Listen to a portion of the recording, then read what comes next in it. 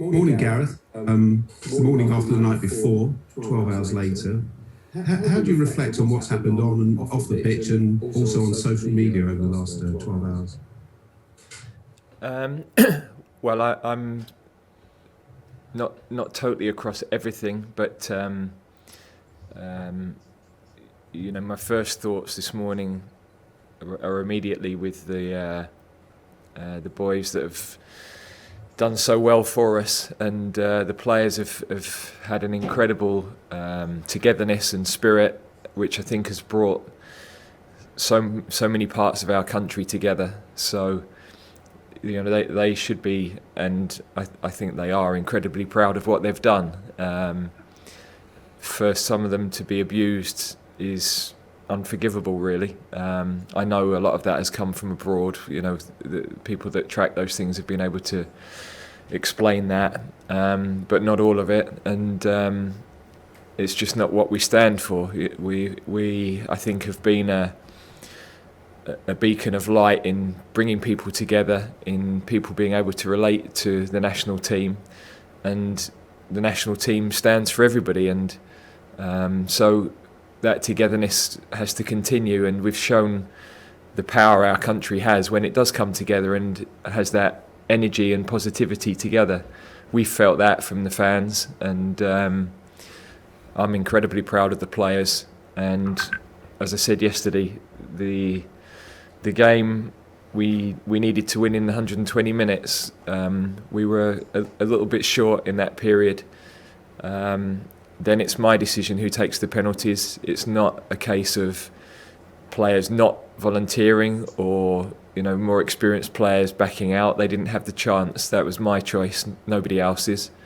My decision to give the guys that took it the penalties that they took.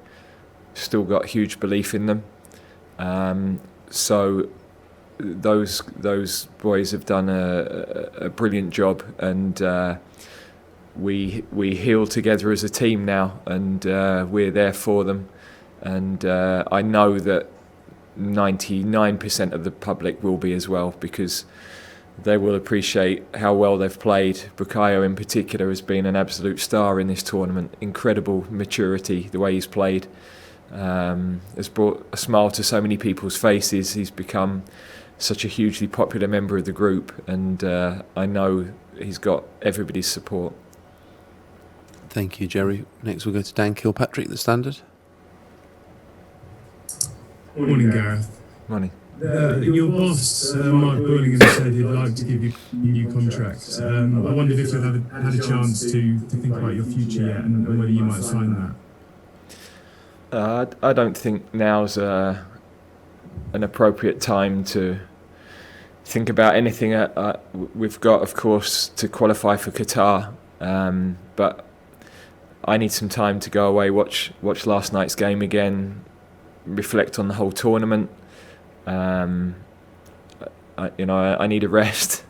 It's amazing experience, but to lead your country in these tournaments is takes its toll, and I need a break now. So it's I said at the time it was great to have that internal support. You hugely value that as a manager.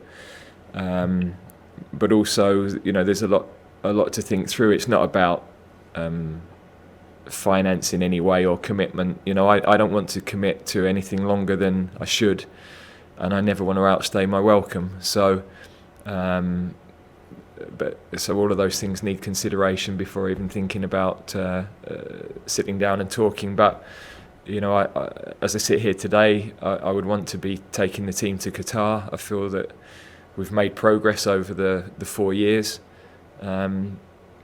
We've had a fourth place, a third place, and a second place. It's probably as good as any other team in Europe, bar those that have won the tournaments themselves. But for consistency, it's right up there. So a lot of things we've done right, and we know this team isn't at its peak yet. But that doesn't guarantee winning, because we know how difficult it is to get back to the stage we got to last night. That's why it's so painful to get so close. Thanks, Dan. Next, we'll take a couple from Jessica Creighton from Sky Sports News. Good morning, Gareth. There were some really big tactical calls that you made throughout this tournament, and almost all of them seem to have paid off. How do you reflect on what you've learned as a manager yourself, and how you've developed as a manager over the course of this camp? Well, look, I think you're always learning as a manager. I've had the opportunity now to manage some of the biggest games in world football, so those games take you through an incredible roller coaster, and there are so many decisions to make across the 4 or 5 weeks. You're never going to get them all right, and we would never claim to have got them all right, and sometimes you win matches despite certain decisions, and sometimes you lose matches when maybe they were still the right decisions to make. So it's all part of learning. Every coach, every manager is going to reflect on every game that they take charge of, and be better for all of the experiences that you go through. So that process is never ending, really. And when you reflect, and you haven't had an awful lot of time to reflect so far, but do you feel there are any decisions you could have made last night to change the result? Yeah, I think I need to watch the game back. It's 2.5 hours, pretty much, where so much has happened that to be able to go through the timeline of all of that now is there's too much gone on during the game, since the game, to really be able to reflect properly. So I need time to do that. It's always important to watch it back and to give a true account of that, I think. One of the big positives, I think, to come out of this tournament was the emergence of such young and exciting players. Bukayo Saka, of course, Calvin Phillips, Jadon Sancho. What do you think they will take away from this experience and being part of this England camp? Well, we've wanted for a long time to make playing for England fun, make playing for England enjoyable. I think our players now have that. When they come away with England, I think they've had a fabulous experience. They've loved the adventure. They've loved each other's company.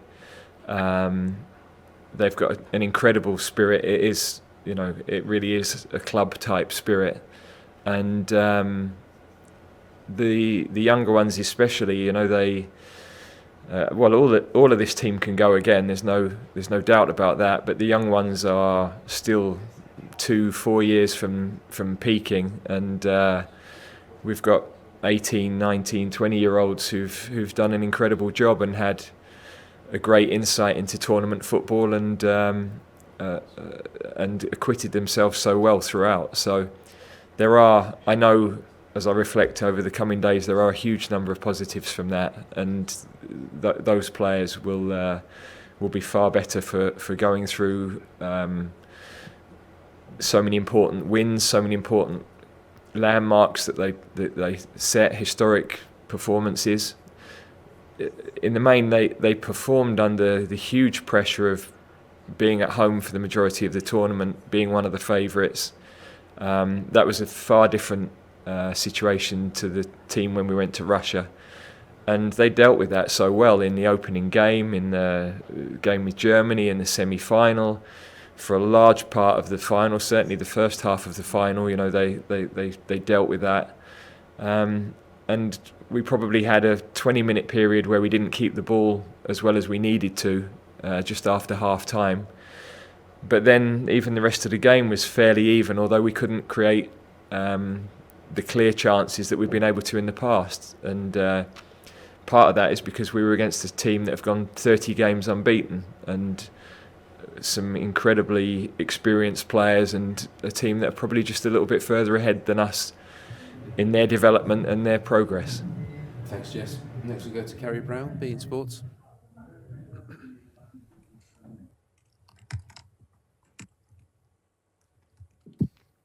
Hello, Gareth. Can you hear me? We can, yeah. Yep. Hello. Ultimately, this is the first team to reach a final in 55 years. You have to reflect and look back on that, but it seems that the camp and yourself are struggling to really embrace that today. Is that just a show of how great your ambitions are? Yeah, I think I know in time that we will, we will have an appreciation of that, and I know the messages we're all getting that are underlining that. But when you're in sport and you get to finals, you know that those opportunities are so rare, and to be so close, and to know what that's taken, and to know you've got to pick yourself up and go again. That's very hard the day after. You've given everything, and the energy levels are low, and the emotions are drained. So we will go again, of course. But yeah, sometimes it's easy to say things like, we can go on to Qatar now and win, and it's a bit glib, really. That's a long journey. We've still got to qualify. We've still got steps to take, and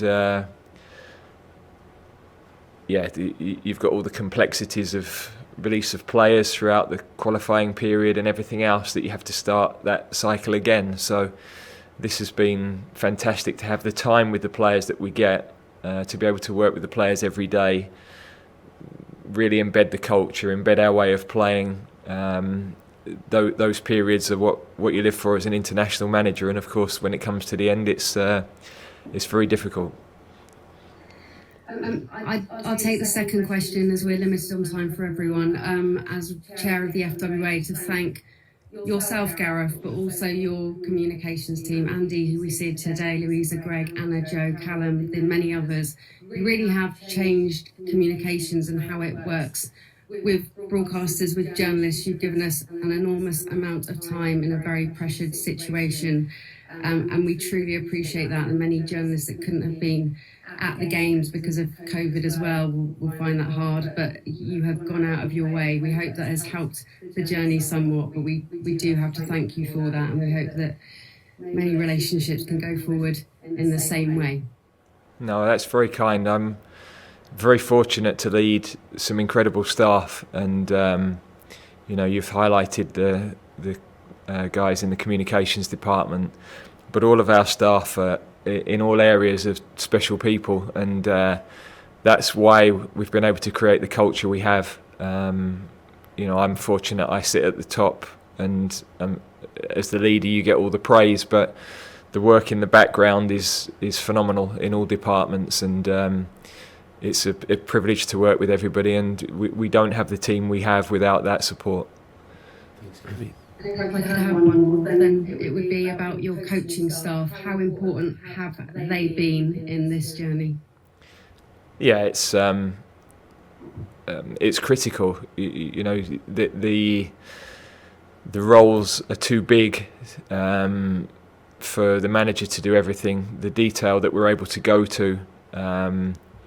We've had some consistency, and we've had some changes within that group, and Martin Margetson has been with us, through the last couple of campaigns, and has done a brilliant job. We had Graham and Chris with us this time, which was, added something different to the group, and I'm grateful for what they did. But I have to highlight Steve Holland. He's a phenomenal coach, phenomenal man.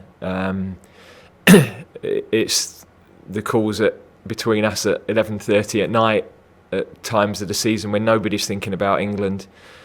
We're travelling back from matches, talking into the early hours, trying to plan things, trying to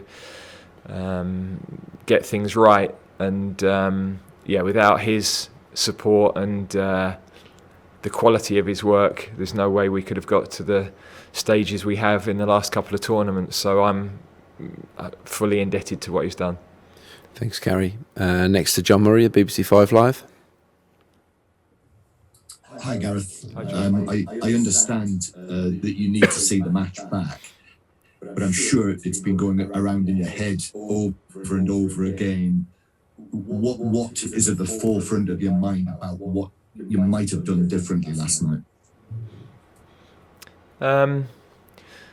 Well, look, I think we picked a team because of a tactical problem that Italy pose, and areas of the pitch we needed to get pressure on them and where we thought we could hurt them. And I think for the first 45 minutes everybody would agree that worked. We didn't keep the ball well enough for a 15-20 minute period, and we know that with midfield players of the quality of Verratti, Jorginho, that is always going to be a strength with Italy, so they are going to have possession. We were actually controlling the game without the ball for long periods, but that period we were a little bit more open. We then couldn't release that pressure by keeping the ball, which we had done so well in the first half. We changed the shape, which I think gave us a little bit more control, but it did open up spaces elsewhere. So any tactical change, you have strengths, and then there are weaknesses to any system. They went with a false nine for a period, which is difficult to deal with. If your defenders step out, they leave spaces. If they stay in, then you get overloaded a little bit in midfield. So that's always a really difficult problem for any team to solve. And we didn't quite create the chances that we would have liked to, but you're against a team who are incredible in terms of their defensive power as a team, not just the two centre-backs. So, yeah, there are lots of things that I will reflect on. Of course, we do that after every game, and that is the right process to go through. But until you watch the game in absolute detail, then I wouldn't be giving you a fully accurate appraisal of that. Thanks, John. Next, the Faker of us, a TalkSport. Hi, Gareth. Jordan Pickford was superb last night. His contribution, obviously, easy to be overlooked because of the result in the end, but he was excellent. I thought he had a brilliant tournament. I mean, there are a lot of players who come into that category, and you don't get to a final without so many players having played well, and that's what happened for us. So Jordan has often been, the number of times I've sat here and his place in the team has been questioned, and he's constantly delivered for us. And this tournament, I think, was his best run of performances for England, and he should be hugely proud of that. To concede 2 goals in 7 matches, our whole defence, our whole team, but of course the goalkeeper was a big part of that. 2 saves in the shootout. So he could do a little more in terms of keeping the ball out of our net, and that's always the starting point for any goalkeeper. So yeah, he had a really outstanding tournament. Thanks, Faye. Next to Henry Winter of the Times. Hi, Gareth. Gareth, this is all very civilised for a post-tournament defeat. Are we and are England too nice to win? Well, I don't see that really. We've got to a final, first time for 55 years. I'm not sure. Not really sure what a team that gets to a final. You're not a nice team to get to a final. I think we've overcome a lot of hurdles that we've never been able to in the past. We know that a lot of players that are still very inexperienced in terms of international football and have delivered at an incredibly high level. The more experienced players in the big matches were really able to use that experience to defeat Germany, who had an incredibly experienced team, to come through a semi-final, which was hugely challenging experience for them. And we've taken Italy, who are a top team and an unbeaten in 30, right to the wire. So if we'd been torn apart or looked a mess, then I might be thinking differently about it. But of course, we're going to analyse everything, but also we're going to be realistic about that and not just dive into things that aren't reality and aren't the reason for not having won. It's easy to throw theories around at the end of any game in any number of areas, but I think it's important to really reflect carefully and analyse carefully when you're the coach, because I don't want to go along with narratives that probably aren't correct, but also I have to reflect on everything that's asked, which is totally fair. Martin Samuel, Daily Mail. Hi Gareth. Italy have now won 4 World Cups. I think it's the second European Championship.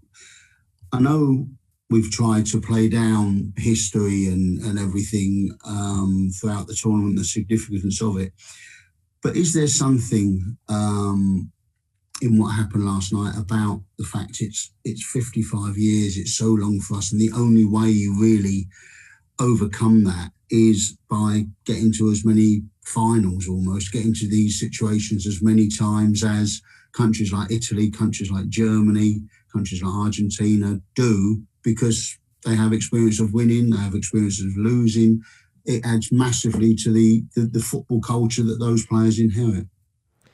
Yeah, I think you're absolutely right. It's I remember when we looked back at Germany's win in 2014, they'd been to semi-finals and semi-final in their own country when they hosted 2006, and the pain of that, but also the experience of that. And yeah, if you want sustained success as a team, you have to constantly be evolving, constantly improving, constantly finishing in those latter stages.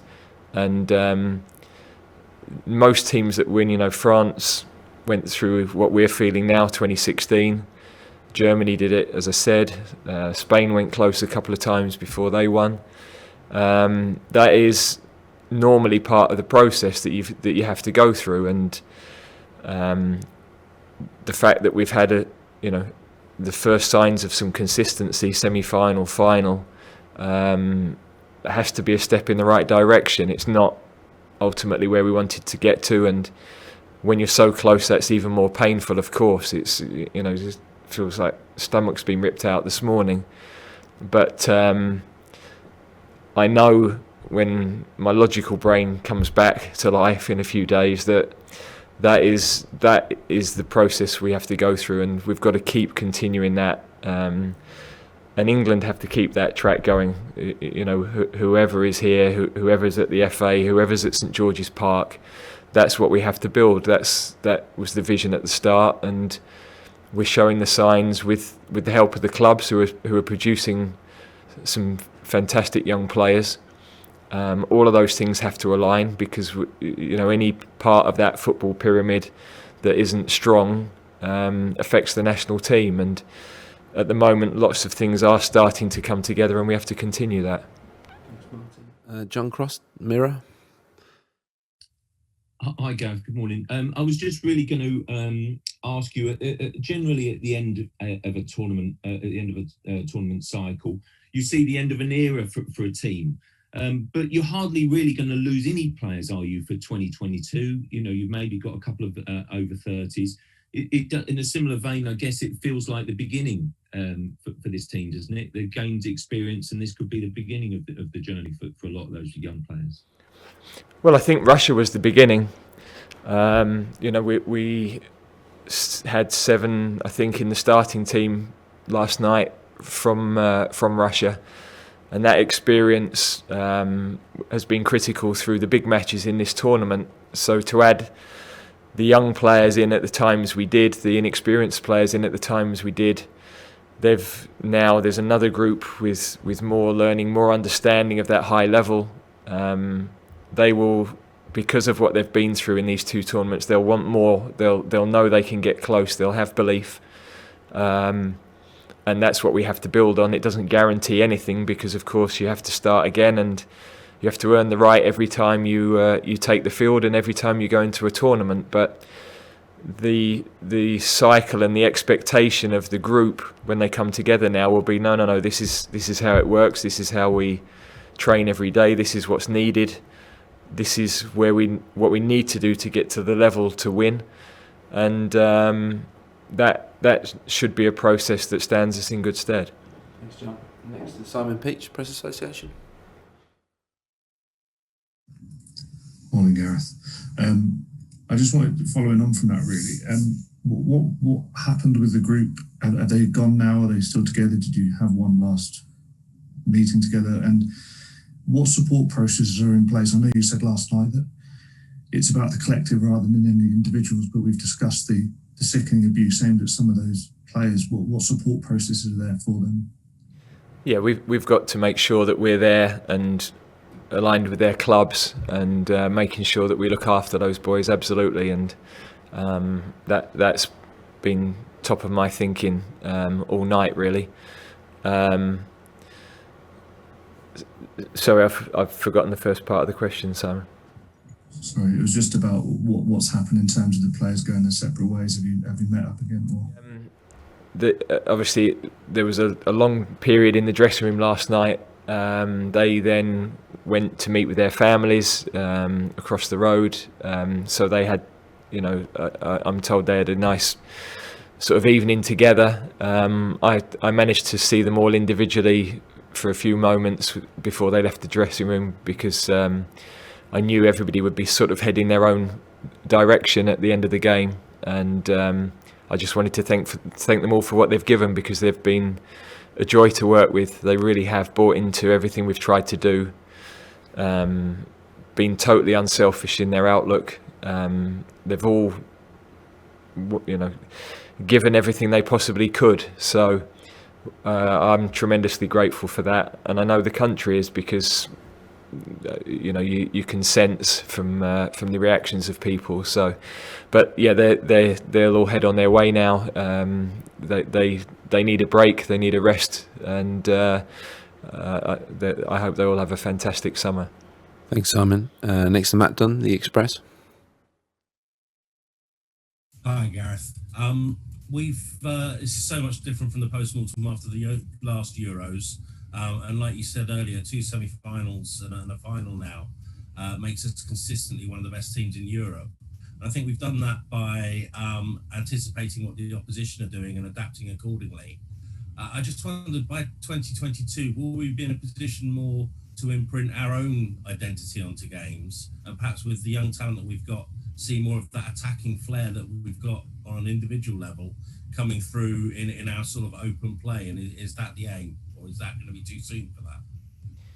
No, it's that has to be the aim. I think some of those players are not yet at that point of their evolution to be cemented in the team, and I think also there were so many, even coming into this tournament, there were so many things that were uncertain in terms of being able to embed one way of playing. The injuries we came in with, the availability that we came in with, we weren't quite sure defensively what we were going to look with. I have to say, Tyrone did a fantastic job coming into a massive situation at the beginning of the tournament. We had that huge doubt over Harry Maguire at the start, and to have defended as well as we did throughout the tournament, without having been able to play that back four together too often, really, in the 2 years before. Luke only came back in with us in March for one game. He had a phenomenal tournament, I have to say, as well. So we were constantly dealing with uncertainties. We didn't know, Calvin Phillips, amazing tournament. We weren't sure we were going to have him in the week leading into the first camp. So remarkable year, really, in terms of trying to build something consistent. We never had the players all together until 7 days before the start of the tournament itself, and you'd like to have built across the whole season, but that wasn't the realities of the season we had. That should be the aim moving forward. In some areas of the team, we've got clear strength and players who were in form, and in other areas of the team, we don't have quite the same amount of strength, and we've had to do it differently and do it our way. And by adapting and adjusting, we've managed to get to a final. So, of course, you're always looking for perfection, and we're always looking to improve, and we must continue to do that. Thanks, Matt. Okay, we're coming to the end now, so we've got time for a couple more, starting with Rob Harris from AP. Hi, Gareth. Commiserations. Thanks for everything for your tournament. Does it frustrate you, and are you reflecting on how to tackle how you've got players who've generated such pride from the country during these last few weeks, but you're still having to deal and address the fact there are fans who are being disrespectful, offensive and violent, and not the image that you want, and certainly completely counter to the image that the players have presented? Yeah, look, we can't control that. We can only set the example that we believe we should, and represent the country in the way that we feel you should when you're representing England. And everybody has to remember when they support the team that they also represent England and should represent what we stand for. So I think the players have done that brilliantly, and we can only continue to try to affect the things that we can, but we have, I think, had a positive effect on lots of areas of society, but we can't affect everything. Other people have responsibilities in those areas, and we've all got to work collectively to constantly improve those things. Thanks, Rob. And we'll finish with a question from Ollie Foster at the BBC.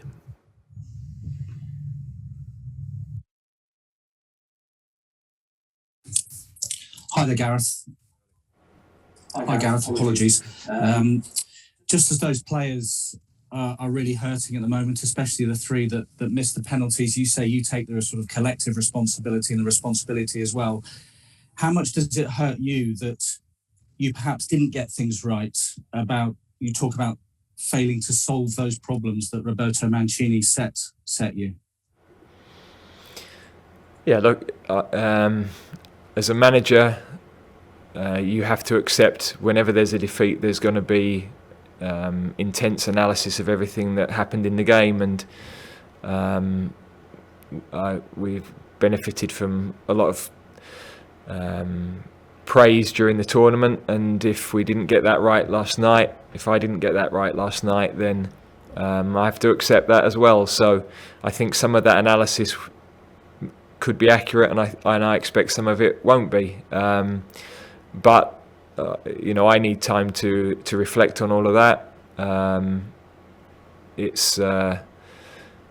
You make hundreds of decisions in the course of a week, in the course of a tournament. There are even more, and you're not going to get all of those right. You call them as you see them at the time, and you've got to get more right than wrong. And if I didn't get the calls right last night, then so be it. I have to live with that.